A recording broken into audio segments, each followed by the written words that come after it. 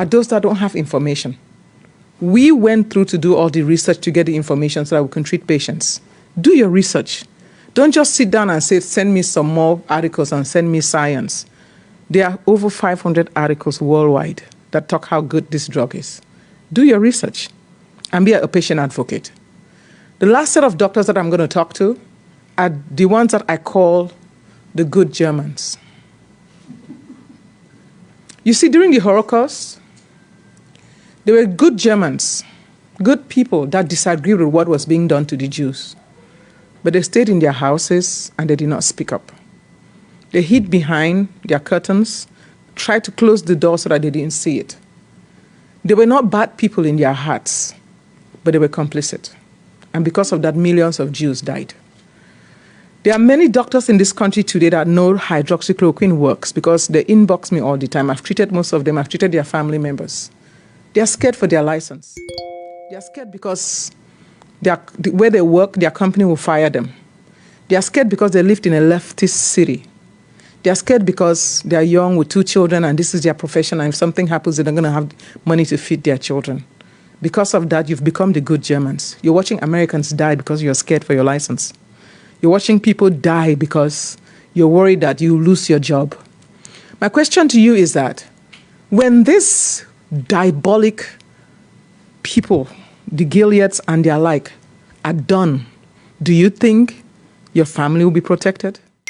Do you think your children will be protected? Do you think it would really matter? So my question to you, when you sit down and you're scared, too scared to do the right thing, too scared to keep the Hippocratic oath that we all took to be patient advocates. What does that make you? An accomplice to murder. It makes you one of the good Germans.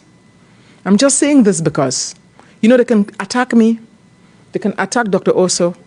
They come after us. They can send the boards. People say that, well, Dr. Stella, you might need to get protection. No, I don't need to. I'm a pastor. I'm a woman of God. If you look at my profile, I'm God's warrior princess. I'm protected by heaven. So I'm not scared of anything.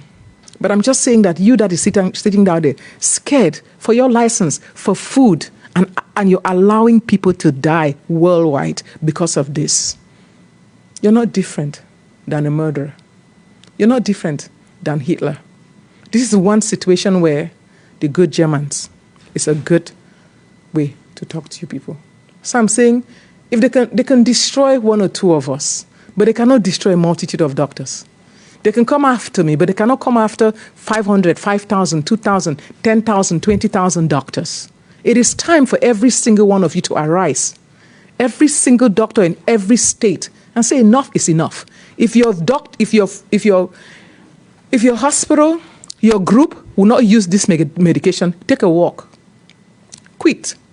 Find something else to do. In fact, right now, we're working on putting together a program called frontlinemds.com. Frontlinemds.com. Inbox me. We'll get you a job. You work as a frontline MD to treat coronavirus patients nationwide. It's time for you to quit your job. It's time for you to take a walk and say, you know what? I refuse to let people die. For all of you that sit in the hospitals and when patients come in there and you're like, oh my God, I can't do it because I'm afraid. For real? Who are you going to sacrifice? Your mother? Your child? That person dying has a wife. That person dying has parents. That person dying is not going to live tomorrow to continue this argument that we're arguing. So my job right now is to tell you doctors, stop being complicit. Stop being murderers. Rise up. Let's fight for the life of Americans. Let's fight for the life of the nations of the world.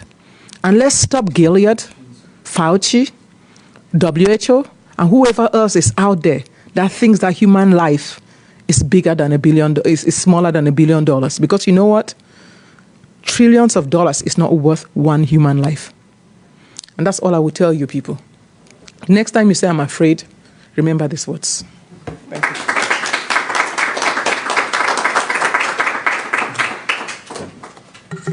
Okay, now